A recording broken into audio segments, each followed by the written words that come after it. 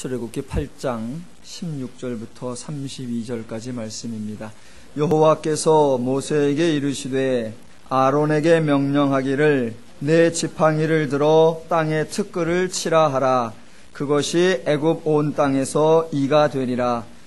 그들이 그대로 행할세 아론이 지팡이를 잡고 손을 들어 땅에 티끌을 치매 애굽 온 땅의 티끌이 다 이가 되어 사람과 가축에게 오르니 요술사들도 자기 요술로 그같이 행하여 이를 생기게 하려 하였으나 못하였고 이가 사람과 가축에게 생긴지라. 요술사가 바로에게 말하되 이는 하나님의 권능이니이다 하였으나 바로의 마음이 완악하게 되어 그들의 말을 듣지 아니하였으니 여호와의 말씀과 같더라. 여호와께서 모세에게 이르시되 아침에 일찍이 일어나 바로 앞에 서라. 그가 물 있는 곳으로 나오리니 그에게 이르기를 여호와께서 이와 같이 말씀하시기를 내 백성을 보내라. 그러면 그들이 나를 섬길 것이니라. 내가 만일 내 백성을 보내지 아니하면 내가 너와 내 신하와 내 백성과 내 집들의 파리떼를 보내리니 애굽 사람의 집집에 파리떼가 가득할 것이며 그들이 사는 땅에도 그러하리라. 그러나 나는 내 백성이 거주하는 고센 땅을 구별하여 그곳에는 파리가 없게 하리니 이로 말미암아 이 땅에서 내가 여호와인 줄을 내가 알게 될 것이라. 내가 내 백성과 내 백성 사이를 구별하리니 내일 이 표징이 있으리라 하셨다 하라 하시고 여호와께서 그와 같이 하시니 무수한 파리가 바로의 궁과 그의 신하의 집과 애굽 온 땅에 이르니 파리로 말미암아 그 땅이 황폐하였더라. 바로가 모세와 아론을 불러 이르되 너희는 가서 이 땅에서 너희 하나님께 제사를 드리라. 모세가 이르되 그리함은 부당하니이다. 우리가 우리 하나님 여호와께 제사를 드리는 것은 애굽 사람이 싫어하는 바인즉 우리가 만일 애굽 사람의 목전에서 제사를 드리면 그들이 그것을 미워하여 우리를 돌로 치지 아니하리이까. 우리가 사흘길쯤 광야로 들어가서 우리 하나님 여호와께 제사를 드리되 우리에게 명령하시는 대로 하려 하나이다. 바로가 이르되 내가 너희를 보내리니 너희가 너희의 하나님 여호와께 광야에서 제사를 드릴 것이나 너무 멀리 가지는 말라. 그런즉 너희는 나를 위하여 간구하라. 모세가 이르되 내가 왕을 떠나가서 여호와께 간구하리니 내일이면 파리떼가 바로와 바로의 신하와 바로의 백성을 떠나려니와 바로는 이 백성을 보내어 여호와께 제사를 드리는 일에 다시 거짓을 행하지 마소서 하고 모세가 바로를 떠나 나와서 여호와께 간구하니 여호와께서 모세의 말대로 하시니 그 파리떼가 바로와 그의 신하와 그의 백성에게서 떠나니 하나도 남지 아니하였더라. 그러나 바로가 이때에도 그의 마음을 완강하게 하여 그 백성을 보내지 아니하였더라. 아멘.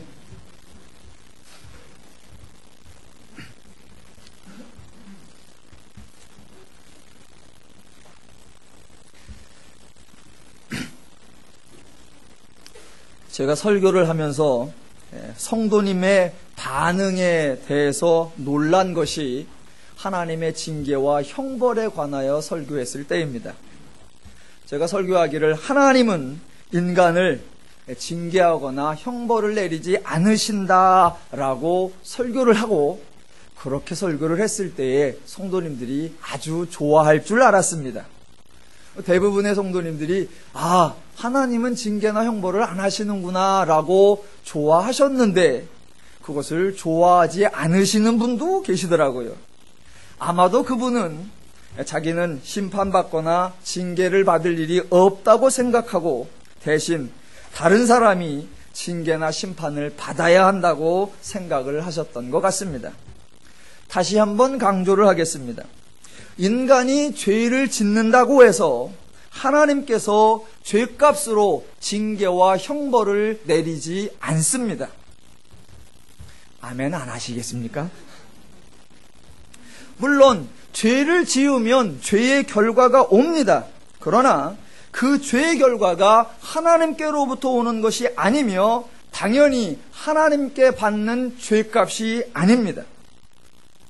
행동은 행동 자체로 분리되어 있어서 하나님이 그 행동에 대한 결과를 따로 주는 것이 아닙니다. 행동과 결과는 연결되어 있습니다. 밥을 먹는 것과 배부른 것은 분리되어 있지 않습니다.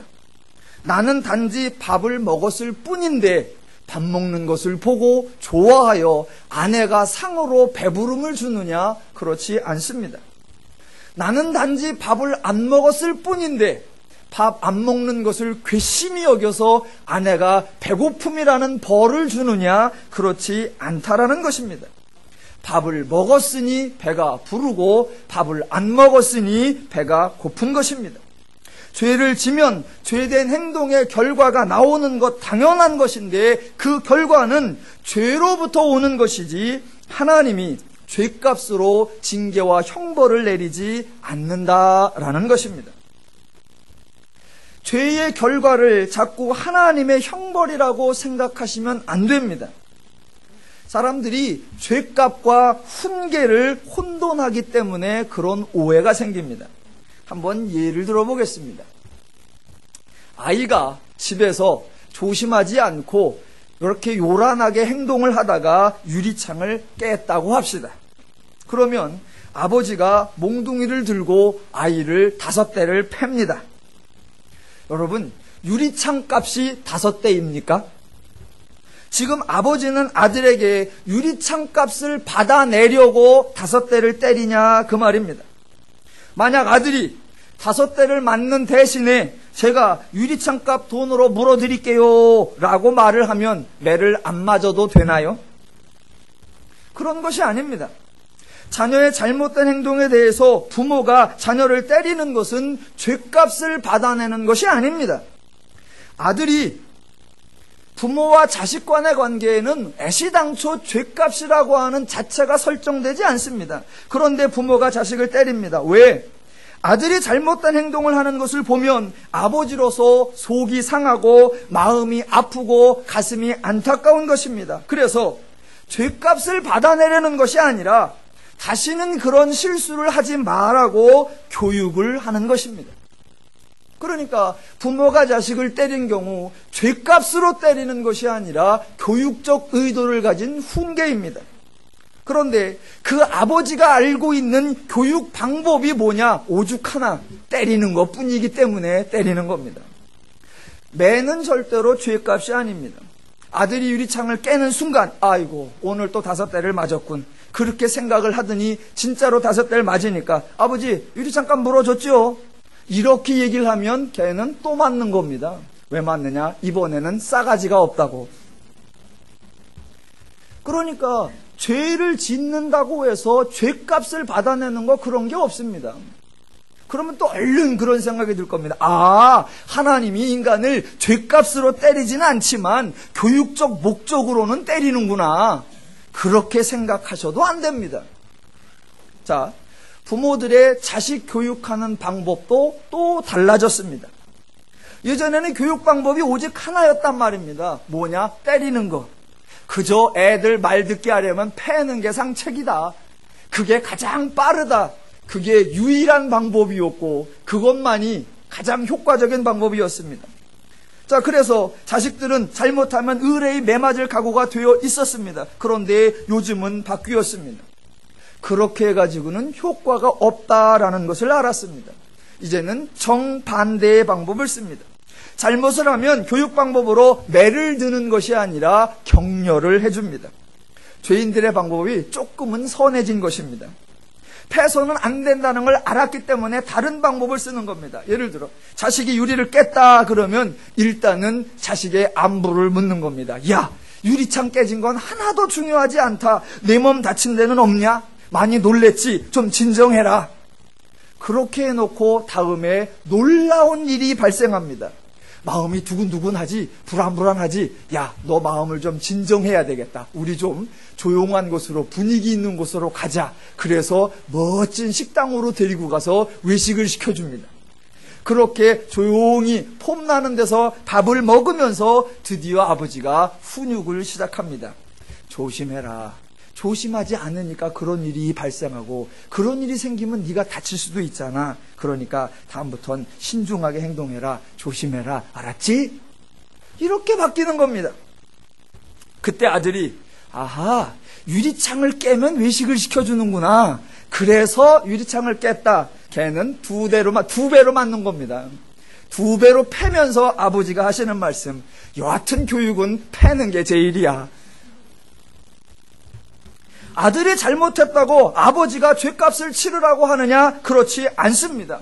하물며 하나님이 인간에게 그렇게 하시겠습니까? 아닙니다. 인간이 범죄한다고 하나님이 징계나 형벌 내리지 않습니다. 그렇다고 하나님이 교육적 목적으로서 징계나 형벌을 내리느냐? 그렇지도 않습니다. 죄인된 인간들은 이제사 매보다는 타이름이라고 하는 방법을 쓰지만 하나님은 처음부터 그 방법을 쓰셨습니다. 하나님의 목적은, 하나님이 행하시는 모든 사역의 목적은 죄인된 인간들에게 하나님을 알게 하시는 겁니다. 하나를 보여줬는데 못 알아듣는다. 그러면 두 개를 보여주는 겁니다. 두 개를 보여줬는데 못 알아듣는다. 그러면 세 개를 보여주는 겁니다. 개수만 늘어나는 것이 아니라 더 중요한 것으로, 더 효과적인 것으로, 더 훌륭한 것으로, 더 멋진 것으로, 더 놀라운 것으로. 하나 못 알아들었다고 징계하고 두 개 못 알아들었다고 때리는 것이 아니라 하나를 못 알아들으면 두 개가 오고 쉬운 것을 못 알아들으면 더 쉬운 것이 오는 것, 그게 하나님의 인간 교육 방식이십니다. 지금 출애굽기에 나타난 10가지 이적이 바로 그런 하나님의 방식이라는 겁니다. 조금 앞으로 가서 7장 16절부터 18절을 읽어보겠습니다. 그에게 이르기를, 히브리 사람의 하나님 여호와께서 나를 왕에게 보내어 이르시되 내 백성을 보내라. 그러면 그들이 광야에서 나를 섬길 것이니라 하였으나 이제까지 내가 듣지 아니하도다. 여호와가 이같이 말하 이르노니 내가 이로 말미암아 나를 여호와인 줄 알리라. 자, 첫 번째 이적이 나오는 겁니다. 왜 첫 번째 이적이 나옵니까? 그 이전의 이적을 보고도 하나님을 알지 못해서 나오는 겁니다. 그리고 나서는 두 번째 이적이 나옵니다. 왜 두 번째 이적이 나옵니까? 첫 번째 이적을 못 알아들으니까. 그러면 아하, 하나님의 이적과 기적을 많이 보고 싶다. 그러면 어떻게 해야 됩니까? 계속 못 알아들으시면 됩니다. 계속 못 알아들으시면 계속 이적이 나옵니다. 그런데 알아들으면 어떻게 됩니까? 알아들으면 하나님의 은혜를 누릴 수 있고 하나님의 복락들을 상생하게 체험하며 살 수 있는 것입니다. 이적을 여러 개 구경하는 것보다 알아들으시고 이해하셔서 하나님의 복락들을 누리며 사시기를 주님의 이름으로 축원합니다. 지금 출애굽기에서 하나님의 계획이 무엇이냐? 상대, 즉 인간으로 하여금 하나님을 알게 하시는 겁니다. 그렇게 하나님을 알게 하시려고 하니까 가능한 한 조금 알려야 됩니까? 많이 알려야 됩니까? 가능한 한 많이 알려야 됩니다. 그래서 하나님께서 강력하게 세게 한 방에 사건을 끝내는 것이 아니라 차근차근히 조목조목 설명해 나가시는 겁니다. 상대방의 모든 변명 다 들어주고 상대방의 모든 편개 다 받아주시는 겁니다. 왜? 하나님의 목적은 바로 왕을 이기는 것이 아니고 인간과 싸워서 승리하는 것이 아닙니다. 하나님과 바로의 대결, 이 달리 표현할 방법이 없어서 제가 대결이라고 하는 용어를 쓰는데 하나님과 바로는 대결 자체가 되지 않는 겁니다.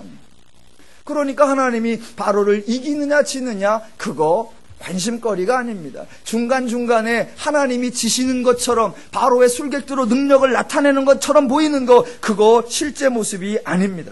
하나님은 상대로 하여금 바닥을 드러내게 하고 온전히 하나님을 이해할 수 있도록 하기 위하여 지금 상대를 유도해 나가고 있는 것입니다. 이게 하나님의 전략이요 하나님의 일하시는 방식입니다. 그런데 사람들은 상대에게, 인간에게 하나님을 알게 하려고 하신다, 이런 의도와 목적을 모릅니다. 그래서 하나님의 일하시는 방식을 되게 치사하다라고 말을 합니다. 왜? 하나님의 의도와 목적을 모르기 때문에 마치 하나님이 치사하게 하는 것처럼 보인단 말입니다. 그들이 주장하는 근거가 뭐냐면 하나님이 바로에게 거짓말을 하고 하나님이 바로에게 속임수를 썼다라는 겁니다. 하나님이 치사하게 속임수를 쓰느냐라는 겁니다. 예를 들어 보겠습니다. 모세가 처음에 바로를 찾아갔습니다. 그때 우리 백성들이 애굽에서 완전히 나갈 겁니다. 그러니까 완전히 보내주십시오. 이렇게 요구한 적이 있느냐 하면 그렇지 않단 말입니다. 5장 3절로 가보겠습니다. 그들이 이르되 히브리인의 하나님이 우리에게 나타나셨은즉 우리가 광야로 사흘 길쯤 가서 우리 하나님 여호와께 제사를 드리려 하오니 가도록 허락하소서라고 했고, 오늘 본문 8장 27절 우리가 사흘 길쯤 광야로 들어가서 우리 하나님 여호와께 제사를 드리되 우리에게 명령하시는 대로 하려 하나이다. 지금 모세가 바로에게 2번에 걸쳐 얘기를 했습니다. 이 말이 사실입니까? 아닙니까? 사실이 아닙니다. 왜냐하면 하나님이 아브라함과 처음에 언약을 맺으실 때, 야, 나중에 너희들을 광야로 인도해내서 나를 한번 제사하게 하고 돌아가게 하겠다, 그렇게 언약 맺으신 적이 없습니다. 내 백성에게 가나안 땅을 주리라 라고 약속을 하신 겁니다. 그러니까 한 번만 나갔다 오든가 사흘쯤 갔다 돌아오든가 그렇게 약속하신 적이 없단 말입니다. 그러니까 하나님이 속으로는 애굽에서 완전히 나갈 것을 마음 먹어놓고도 처음에 마치 잠깐 나갔다 올 것처럼 바로를 속이고 있는 거 아니냐, 바로에게 지금 거짓말을 한 거 아니냐, 하나님씩이나 돼서 이렇게 바로 왕에게 치사하게 속임수를 쓸 수 있느냐라고 말을 합니다. 그런데 이것은 치사한 것이 아니고 전략이고, 이것이 하나님의 은혜이고, 이것이 하나님의 배려라는 것입니다.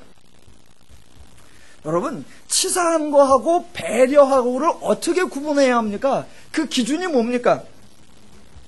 강자하고 약자가 대결을 할 때에 이게 치사한 행동인가, 이게 배려적인 행동인가, 그 구분점이 뭐냐면 강자의 그 행동이 누구를 위한 행동이냐, 이거에 따라 달라지는 겁니다. 아버지와 아들 얘기를 다시 한번 해보겠습니다. 자, 아버지하고 아들이 바둑을 둡니다. 아버지는 바둑이 1단이고 아들은 9급입니다. 그럼 이거는 대국 자체가 안 되는 겁니다. 대국 자체가 안 돼. 1단하고 9급은 대국이라고 말하는 게 아니에요. 그건 알까기라고 하는 거지. 자, 그런데 일단 대국이 시작됩니다. 그랬더니 고수가 하수를 골려 먹습니다.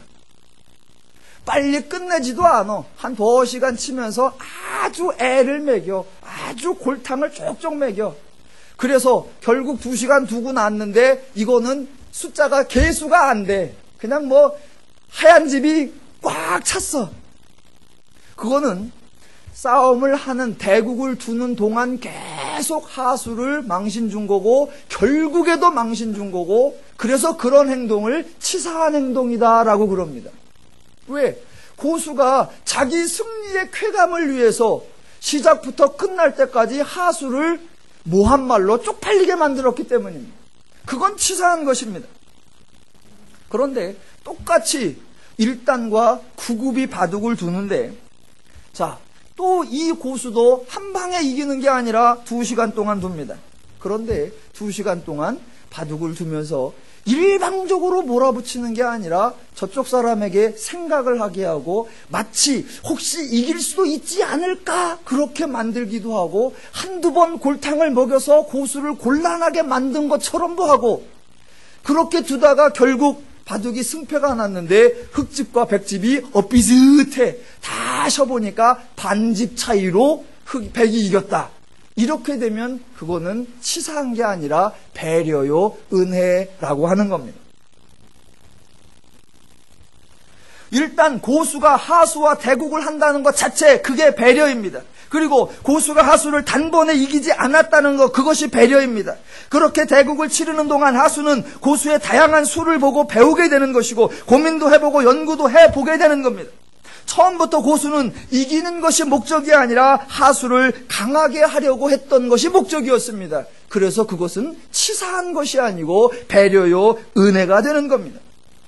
어떤 행동이 치사한 행동이냐 배려하는 행동이냐라는 건 그 행동이 상대를 위한 거냐 자기를 위한 거냐 그거에 따라 달라지는 겁니다. 그러니까 하나님은 절대로 치사하게 행동하지 않으신다는 겁니다. 왜? 하나님은 하나님 좋자고 바로를 약올리는 것이 아니고 하나님의 모든 일하심의 결국은 바로를 위한 것, 인간을 위한 것, 바로로 하여금 하나님을 알게 하고 인간으로 하여금 하나님을 알게 하는 것, 그렇게 하나님을 알아서 하나님의 은혜와 복락들을 누리게 하는 것, 그것이기 때문에 하나님이 행하시는 일하심은 치사한 것이 아니라 은혜로우심이요 인간을 축복하심이요 인간을 배려하시는 것입니다. 첫 번째 이적이 이루어졌습니다. 매우 쉬운 것이었습니다. 22절에 애굽 요술사들도 자기들의 요술로 그와 같이 행함으로 바로의 마음이 완악하여 그들의 말을 듣지 아니하니 여호와의 말씀과 같더라. 바로가 돌이켜 궁으로 들어가고 그 일에 관심을 가지지도 아니하였고. 하나님의 목적을 모르면 이런 구절을 읽으면서 극우파 성도들이 화를 내는 겁니다. 왜 하나님이 이런 부끄러운 일을 당하고 하나님이 왜 이런 초라한 일을 당할까? 단번에 이겨버리지. 아니요. 하나님의 목적은 승리가 아니라 바로에게 하나님을 알게 하는 것이기 때문에 지금 당한 것이 아니라 여호와의 말씀과 같더라. 하나님의 의도와 계획대로 진행되고 있는 것입니다. 그 하나님의 일하심에 대하여 바로가 관심을 가지지 않았다고 합니다. 바로가 관심을 가지지 않았으면 그 다음은 어떻게 해야 합니까? 바로가 관심을 가질 만한 일을 해야 합니다. 그래서 하나님이 두 번째 이적을 행하시는 겁니다. 8장 1절로 2절입니다. 여호와께서 모세에게 이르시되 너는 바로에게 가서 그에게 이르기를 여호와의 말씀에 내 백성을 보내라. 그들이 나를 섬길 것이니라. 네가 만일 보내기를 거절하면 내가 개구리로 너의 온 땅을 치리라.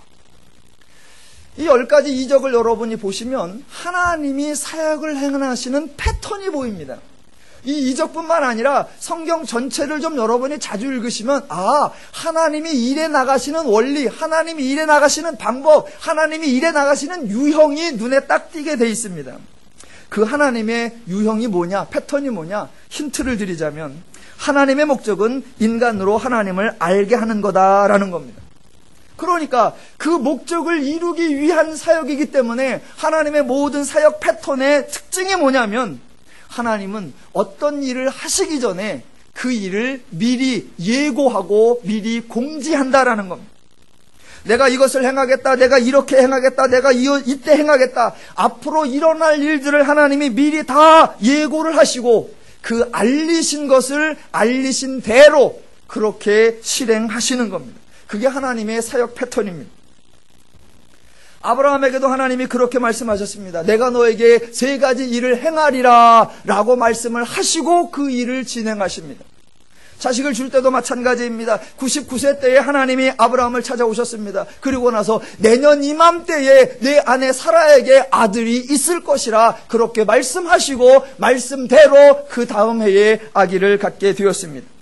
가나안 땅을 주실 때도 이 땅을 내게 주리라. 언제? 400년 후에 주리라. 그렇게 말씀하셨기 때문에 지금 출애굽기가 진행되면서 400년 후에 그 땅이 주어지는 것입니다.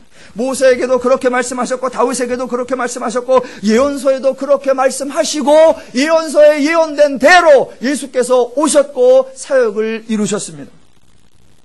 하나님이 왜 그런 패턴으로 일하시나? 하나님이 일하시는 것을 인간으로 하여금 알게 하시기 위해서입니다. 그러니까 매번 이적을 행할 때마다 하나님은 예고하시고 그래서 두 번째 이적이 개구리 이적입니다. 그런데 여러분이 성경을 자주 읽으시면 매 이적 때마다 조금씩 달라지고 있다는 것을 체감하실 수 있으실 겁니다. 자, 첫 번째와 달리 두 번째는 무엇이 달라졌느냐? 자, 첫 번째, 나일강에 피가 되는 것은 애굽의 요술사들도 행했던 것입니다. 두 번째, 개구리 이적도 애굽의 요술사들도 행한 것입니다. 8장 7절, 요술사들도 자기 요술대로 그와 같이 행하여 개구리가 애굽 땅에 올라오게 하였더라. 거기까지는 같은데 뭐가 달라졌느냐? 8장 8절이 달라졌습니다. 바로가 모세와 아론을 불러 이르되 여호와께 구하여 나와 내 백성에게서 개구리를 떠나게 하라. 내가 이 백성을 보내리니 그들이 여호와께 제사를 드릴 것이니라. 무엇이 달라졌습니까? 바로의 반응이 달라진 겁니다. 첫 번째 이적이 일어났을 때 바로의 반응 7장 23절에 나오는 대로 바로가 돌이켜 궁으로 들어가고 그 일에 관심을 가지지도 아니하였다. 즉 바로의 반응이 무반응이었습니다. 그런데 두 번째 이적에 대해서는 바로가 반응을 보인 겁니다. 내 백성을 보내리라 라고 반응을 보인 겁니다. 성경을 읽다 보면 제가 정말 재미있다라고 혼자 웃을 수밖에 없는, 그래서 재미있다라고 얘기하는데 여러분은 반응을 보이지 않는 그 재미를 또 하나 제가 설명을 해볼게요. 자, 두 번째 이적이 일어나니까 애굽의 술객들도 두 번째 이적을 흉내냈다 그랬습니다. 여러분 잘 보십시오. 그게 너무나 재미있는 거잖아요. 자, 지금 애굽 사람들이 사는데 왕궁에나 신하들의 집에나 백성들이나 침상에나 밥상에나 애굽의 온갖 곳에 개구리가 많이 올라왔습니다. 그래서 아주 사는데 귀찮아 죽겠어. 자, 가능한 개구리는 많이 올라와야 됩니까? 적게 올라와야 됩니까? 적게 올라와야 된단 말입니다. 애굽 백성의 입장에서는 하나님이 개구리를 보내줬어. 그랬더니 애굽의 술객들이 와서 한다고 한 게 뭐냐면 개구리 숫자를 늘린 거예요. 아니, 하나님이 개구리 숫자를 늘렸으면 애굽 술객들은 개구리를 나오는 족족 물러가게 해야죠. 그런데 따라한다고 나도 할 수 있어 그러고 한 게 개구리 숫자를 늘려놨어. 아, 이게 안 하자니 능력이 없다고 그럴 것 같고 하자니 삶이 공고해지고, 예, 그렇게 하는 겁니다. 하나님이 참 재밌잖아요. 하나님이 참 재밌어요. 웃어주세요. 자, 여하튼 애굽의 술객들도 개구리를 올라오게 하였는데, 올라오게는 했는데 물러가게를 못하는 겁니다. 물러가게를. 그래서 바로의 반응이 나타나는 거예요. 바로가 왜 반응을 보이느냐? 자기가 할 수 없으니까. 그래서 그 반응이 이 백성을 보내리니 그들이 여호와께 제사를 드릴 것이니라, 백성을 보내겠다는 겁니다. 그러면 이제 모세와 이스라엘의 입장에서 한번 생각을 해봅시다. 아니, 그 완악했던 바로가, 그 강포했던 바로가 반응을 보이면서 백성을 보내주겠다라고 말을 합니다. 그러면 모세는 뭐라고 해야 됩니까? 그저 땡큐, 그리고 곧장 나가야 됩니다. 보내주겠다고 하니 얼마나 고맙습니까? 빨리 나가는 게 상책입니다. 그런데 아주 희한한 장면이 이어집니다. 8장 9절. 모세가 바로에게 이르되 내가 왕과 왕의 신하와 왕의 백성을 위하여 이 개구리를 왕과 왕궁에서 끊어 나일강에만 있도록 언제 간구하는 것이 좋을런지 내게 분부하소서. 여러분, 이건 말이 안 되는 장면입니다. 일반적으로 보면 자기들이 압제를 당하고 있고 그렇게 안 보내주겠다고 하던 왕이 드디어 보내주겠다라고 하고 그 개구리가 많은 것 때문에 불편해서 보내주겠다고 하면 그 상태에서 빨리 나가는 게 수입니다. 만약 개구리가 없어지거나 상황이 달라지면 바로의 마음이 변할 거 뻔하단 말입니다. 그러니까 그 상태 그대로 두고 얼른 나가는 게 상책인데 모세는 정반대로 보내준다고요? 알겠습니다. 그러면 우리는 대신 개구리를 싹 보내주지요. 언제 어떻게 보내야 되겠습니까? 왕이 한번 말씀해 보세요. 왕이 하자는 대로 한번 해보겠습니다. 지금 모세와 하나님은 일부러 그렇게 행하시는 겁니다. 왜냐하면 지난주 제목이 뭐였냐면 여호와의 말씀과 같더라라고 했습니다. 하나님께서 이스라엘 백성에게, 하나님께서 애굽 백성에게 이렇게 하겠다, 이렇게 하겠다, 이렇게 될 것이다 라고 선언하셨고 그 말씀 그대로 다 되었습니다. 그러니까 바로 왕의 입장에서 생각해보면 여호와라고 하는 신의 사람이 와서 여호와가 이렇게 한대요, 여호와가 저렇게 한대요 라고 하더니 그 여호와가 말한 대로 되어졌더란 말입니다. 강물을 피로도 만들고 개구리가 올라오게 하더란 말입니다. 그러면 바로가 뭐라고 생각하냐면 그건 지가 잘하나 보지, 그건 지가 전공인가 보지, 그건 지가 연습했나 보지, 그건 지가 훈련했나 보지, 어서 그런 재주는 배웠나 보지. 그러면 네가 할 줄 아는 거 말고 지금부터 내가 시키는 거 한번 해봐라. 네가 준비해온 거 말고 내가 요구하는 거 한번 해봐라. 하나님은 미리 바로에게 그것을 제안하시는 겁니다. 내가 하겠다고 하는 거 말고 바로 네가 요구하는 것을 하나님이 할 수 있다는 것을 보여주겠다. 바로야, 내가 하나님을 테스트해 보아라. 바로야, 내가 하나님을 시험해 보아라. 바로야, 내가 하나님을 점검해 보아라. 하나님이 그렇게 나오시는 겁니다. 만약 출애굽이 목적이었다라고 하면 바로에게 물을 것도 없고 바로에게 기회를 줄 것도 없습니다. 괜히 개구리 치워주면 마음이 돌아설 것 뻔한 거란 말입니다. 그냥 두는 게 상책이고 빨리 나가는 게 상책입니다. 그런데 그렇게 하지 않는 겁니다. 왜? 출애굽이 목적이 아니라 바로에게, 애굽에게, 모든 인간에게 하나님을 알게 하는 것, 그것이 목적이기 때문에 하나님은 바로에게 자신들이 할 수 없는 것을 하나님이 할 수 있는지 없는지를 테스트해봐라, 그렇게 말씀하는 겁니다. 그래서 언제 개구리가 물러가게 한번 해볼까요? 당신이 지정된 날짜를 주십시오. 바로가 내일이니라. 오케이. 모세 대답하기를 10절 후반부에 모세가 이르되 왕의 말씀대로 하여 왕에게 우리 하나님 여호와와 같은 이가 없는 줄을 아시게 하리이다. 그래서 지난주 설교 제목 여호와의 말씀과 같더라. 오늘 설교 제목 왕의 말씀대로 하여.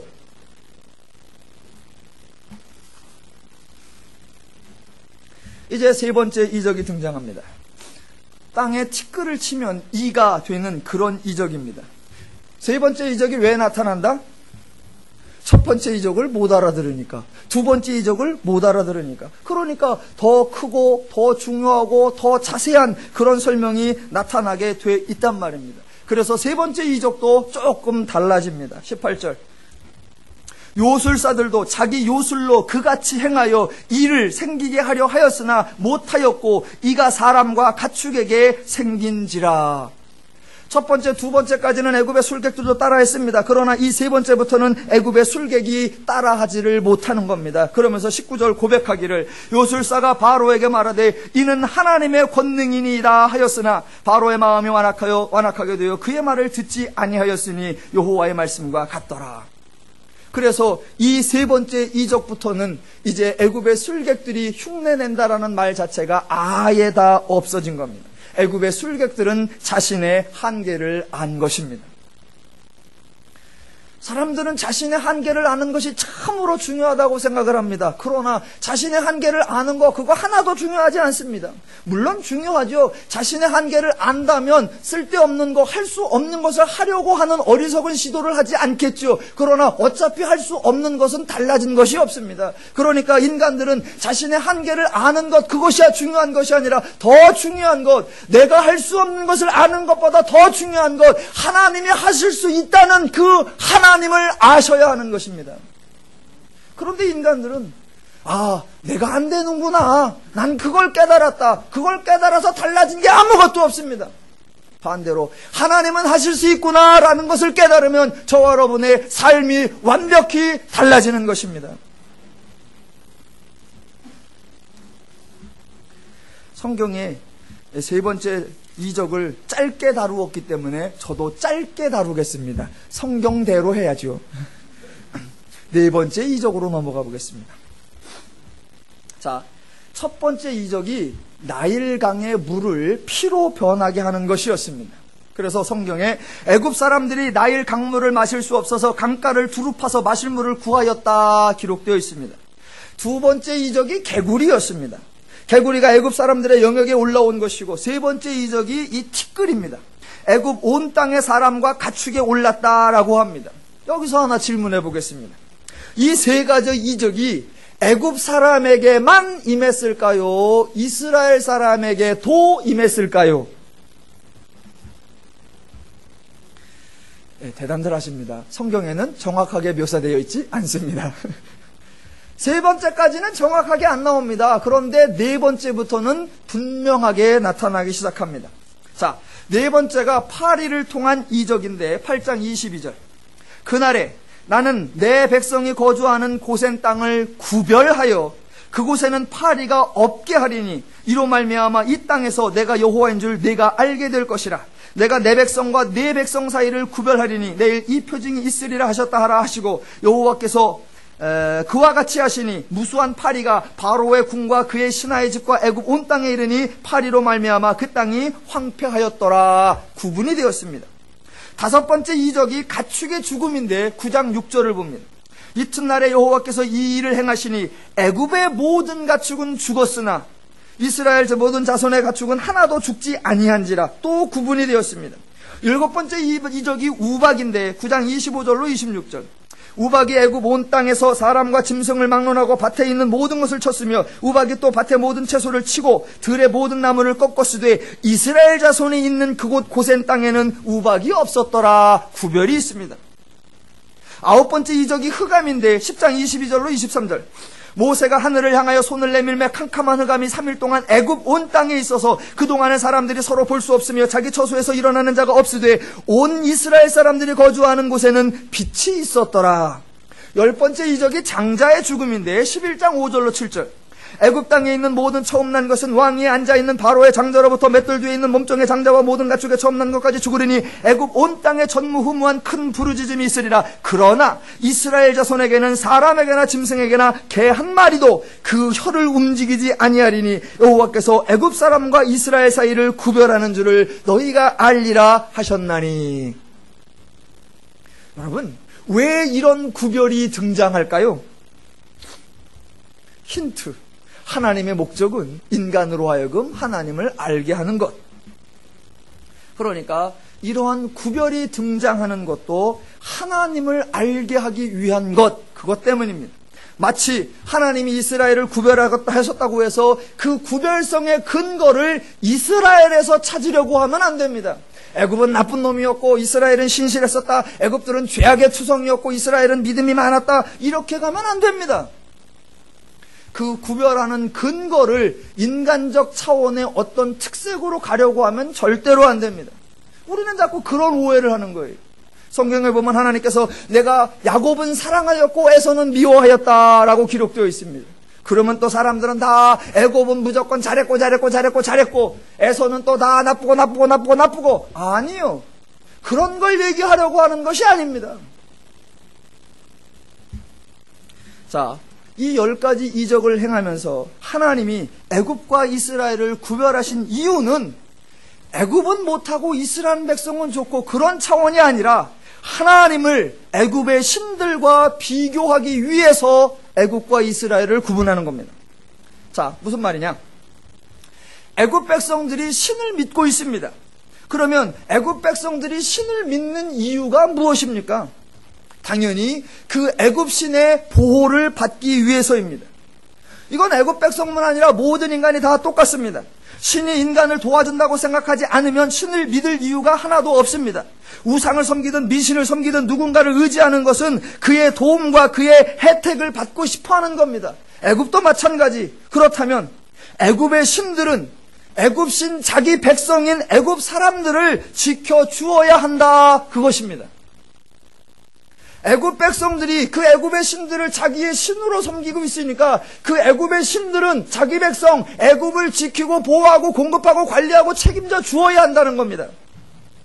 자, 왜 하나님이 이적을 행하면서 애굽 영역과 이스라엘 영역을 구분하냐면 하나님은 지금 누가 진짜 신인가를 애굽 사람들과 이스라엘 사람들에게 증명하고 계시는 겁니다.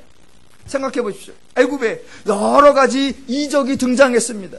물이 피로 변하였고 개구리가 났고 이가 났고 파리가 나서 애굽 백성들이 지금 피해를 보고 있습니다. 그렇게 애굽 백성들이 곤고함을 당하고 있고 애굽 백성들이 피해를 보고 있다고 하면 애굽의 신은 무엇을 해야 합니까? 애굽 신이 나타나야죠. 애굽 신이 등장해야죠. 그때 쫙 배경음악이 깔리면서 뒤에 주제음악이 나타나야죠. 어디선가 누군가에 무슨 일이 생기면 애굽신 이러면서 나타나야죠. 자기가 애굽신인데 자기 백성이 곤고함을 당하고 있고 자기 백성이 지금 아픔을 당하고 있고 자기 백성이 피해를 받고 있는데 애굽신이면 나타나야지. 구해줘야지. 도와줘야지. 그게 애굽의 수호신이지. 그런데 애굽신은 저 전혀 등장하지 않는 것입니다. 반대로 이스라엘의 신 히브리인의 하나님은 여호와이십니다. 바로 앞에 가서 히브리인의 하나님 여호와가 나타나고 말을 했습니다. 애굽에 10가지 이적이 나타나서 피해를 보고 있는데 이스라엘에는 아무런 피해가 나타나고 있지 않습니다. 왜? 하나님이, 이스라엘의 신이신 하나님이 이스라엘을 지키고 보호하고 있으니까. 자기 백성이 피해를 보고 있는데 가만히 있는 애굽 신과 자기 백성이 고통 중에 힘들어하고 있으니까 나타나서 구출해 주려고 하는 여호와 하나님 중에 누가 진짜 신이냐 말입니다. 누가 진짜 자기 백성을 위하는 신이냐 말입니다. 당연히 하나님 여호와이신 것입니다. 이 순간 여러분에게는 성경 스토리가 쫙 지나가야 됩니다. 아, 성경 전체가 그거구나. 사사기에 가보십시오. 이스라엘 백성들이 가나안에 정착을 했습니다. 자기들이 우상숭배를 해가지고 이방인들의 압제를 당하고 있습니다. 그렇게 압제를 당하고 있을 때 하나님이 어떻게 하십니까? 나타나잖아요. 하나님이 어떻게 하십니까? 등장하잖아요. 그래서 온니엘을 보내고 우사를 보내고 드보라를 보내고 기드온을 보내고 삼손을 보내서 이스라엘 백성들을 거기에서 건져내고 그들의 삶을 태평하게 하셨더라. 도우시잖아요. 왜? 나는 너희의 하나님이 되고 너희는 내 백성이 되리라. 하나님이 그렇게 선언하였으니까 책임져야 되잖아요. 하나님은 그렇게 활동하시는 겁니다. 애굽의 신들 어디 있습니까? 지금 애굽의 신들 뭐 하고 있습니까? 그동안 애굽의 신들이 애굽 백성들에게서 공경을 받아왔고 애굽 신들, 애굽 백성에게서 섬김을 받아왔습니다. 그렇게 섬김을 받았다면 애굽이 가장 곤란한 처지에 빠진 상황에 애굽 신이 나타나 주어야 되는데 단 한 번도 나타나지 않고 아무것도 행하지 않는단 말입니다. 애굽 신들이 왜 신이 아니니까, 왜 없는 존재들이니까.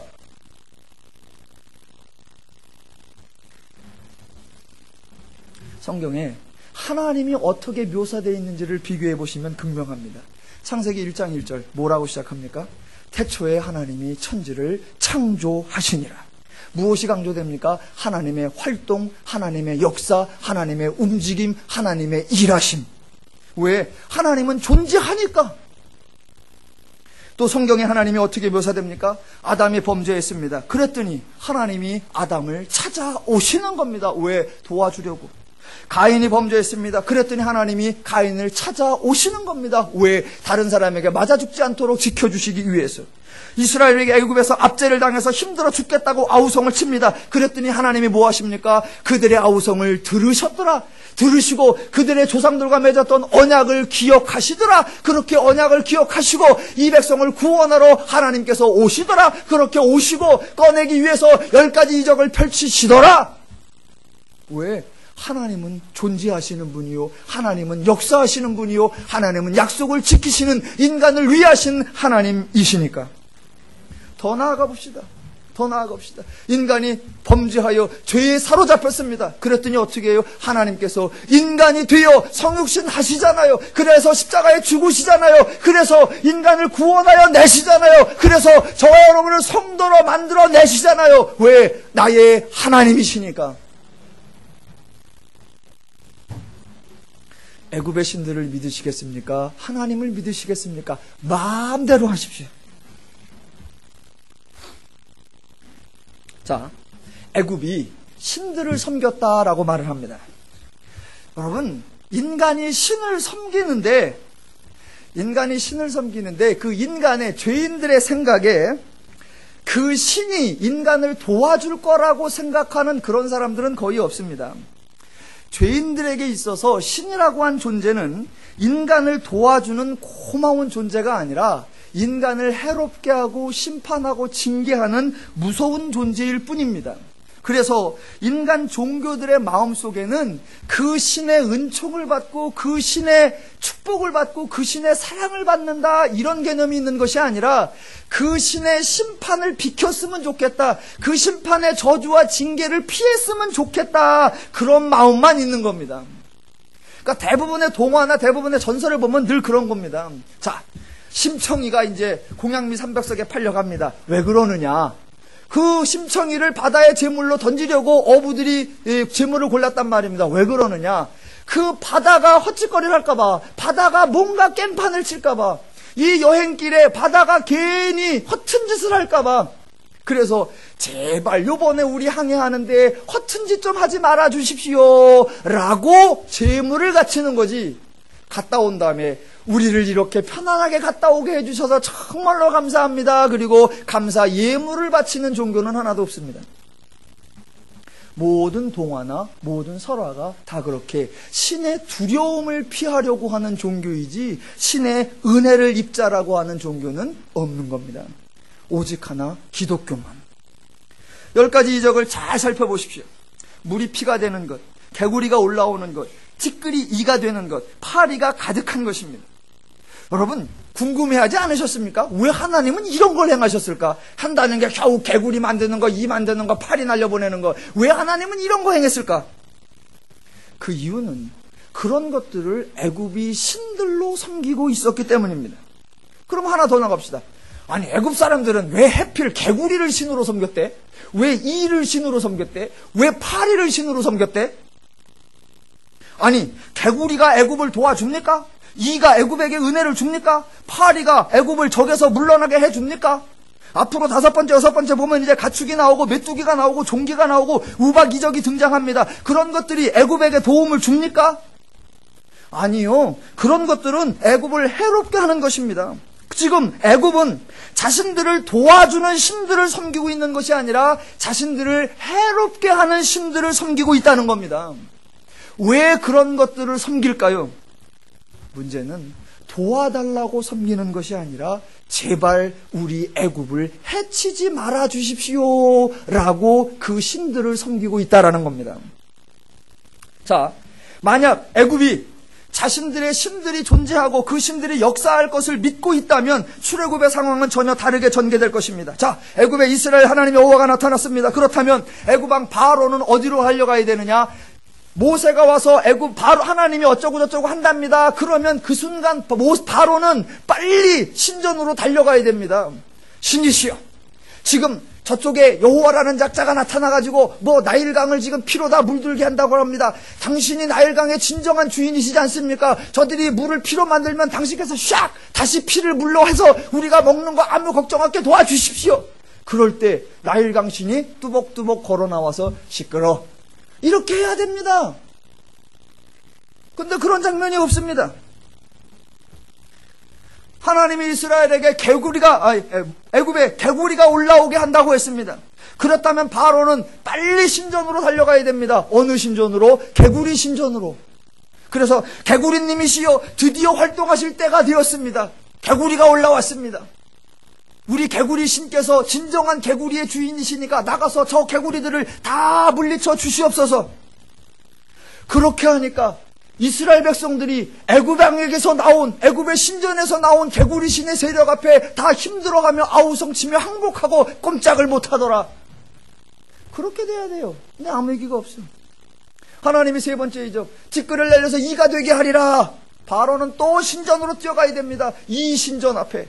지금요 쟤네가요 또 이 갖고 찌꺼리를 한대요. 그랬더니 신전에서 바람소리가 휙 나야 됩니다. 그러더니 황사같이 뿌옇게 날아가요. 그러니 이스라엘 백성들은 뭐요? 황사인가? 툭툭툭 털었더니 거기에 부스럼이 나고 아토피가 발생했더라.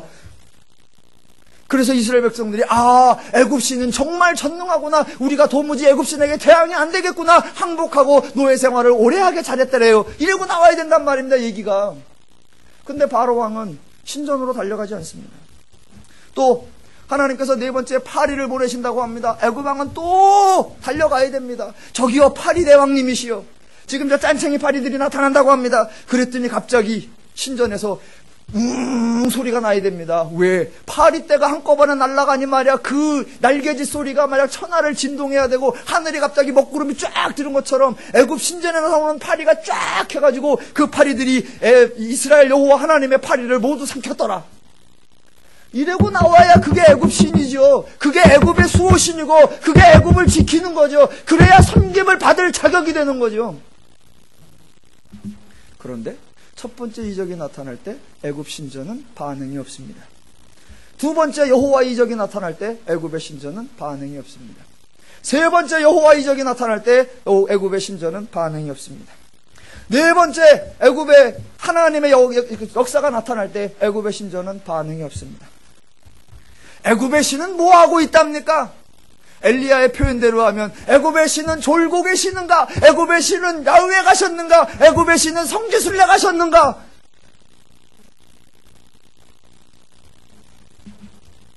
여러분, 애굽 사람들이 바보가 아닙니다. 애굽 사람들이 머리가 나쁜 사람들이 아니에요. 그런데 그 애굽 사람들이 나일강의 신, 파리의 신, 개구리의 신, 이신, 우박신, 메뚜기 신을 섬기고 있단 말입니다. 왜? 아무런 반응도 나타내지 않는 그것들을 신으로 섬기고 있단 말입니다. 왜?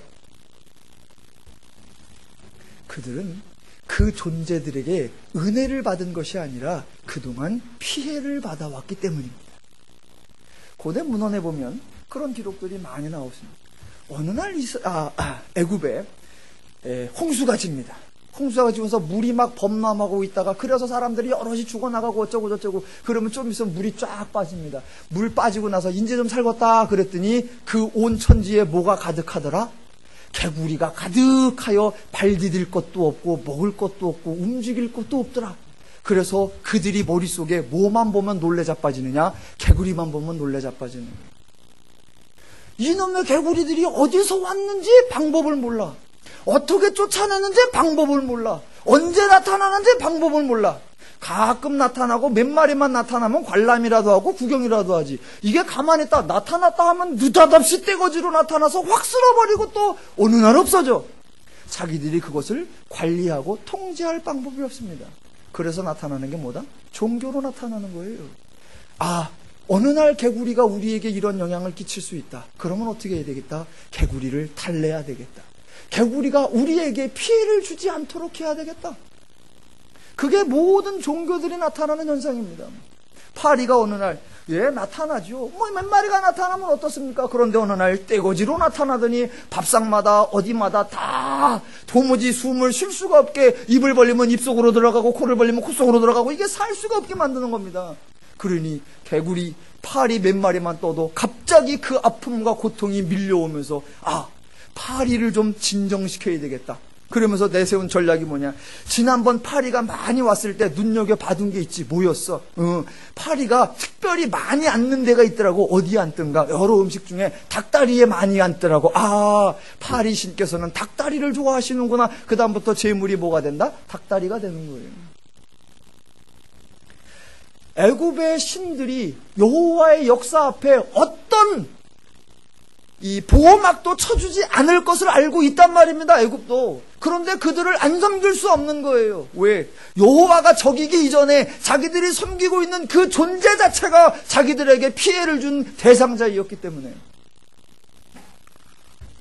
여러분, 모든 종교의 신개념과 기독교의 신개념이 얼마나 다른지를 그 차이점을 극명하게 여러분이 이해하셔야 합니다. 다른 종교들은 그 신의 피해와 그 신의 징계와 그 신의 형벌을 벗어나려고 하는 인간 불안의 상징입니다. 그러나 기독교는 하나님은 인간을 징계하거나 심판하지 않습니다. 정반대로 어려움에 처해 있고 위기에 처해 있고 역경에 처해 있고 해결할 수 없는 문제에 처해 있을 때 하나님이 나타나시는 것이며 하나님이 일하시는 것이며 하나님이 도우시는 것이며 하나님이 해결하시는 것입니다. 그러면서 저와 여러분을 부르시면서 너희는 내 백성이 되고 나는 너희 하나님이 되어 내가 영원토록 너희와 함께하며 너희를 책임지고 지키고 보호하고 관리하며 다스릴 것이다. 너희는 나의 후사가 될 것이요 나의 기업이 될 것이요 내 땅에서 내 영역 안에서 영원토록 행복하게 살리라.